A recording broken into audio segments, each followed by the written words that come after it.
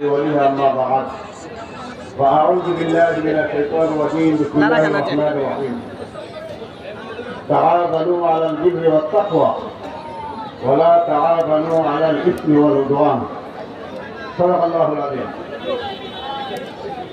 সংগ্রামী সাথী বন্ধুগণ,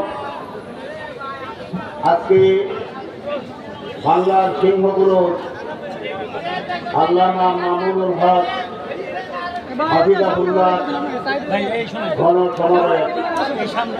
উনি যখন জেলে ছিলেন জনসাধারণ আলোচনা করত, উনি যদি কোনো সময় জেল থেকে বাইরে হয়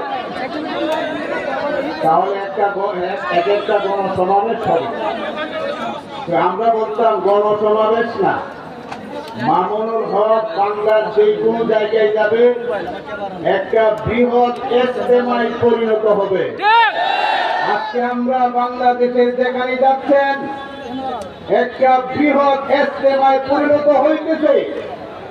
আমার নবী মুহাম্মদুর রাসূলুল্লাহ সাল্লাল্লাহু আলাইহি সাল্লামকে 3 বছর জালেমরা জেল কাটিয়েছিলেন।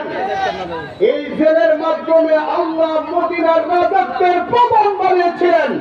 তেমনিভাবে মামুনুল হককে এমনিভাবে 3 বছর জালেম ত্যাগী কারাগারে আবদ্ধ করে তার কলমে রুদ্ধ করতে চেয়েছিল।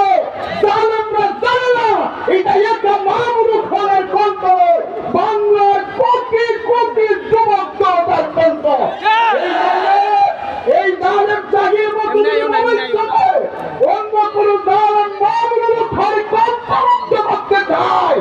এই বাংলার কোটি কোটি জনতা তাদের হাত ভেঙে গুড়ায় দিবে, জালেমদের হাত ভেঙে গুড়ায় দিবে, জালেমদের হাত ভেঙে মাটির সাথে মিশিয়ে দিবে। ও ফাটুন করি আসসালামু আলাইকুম।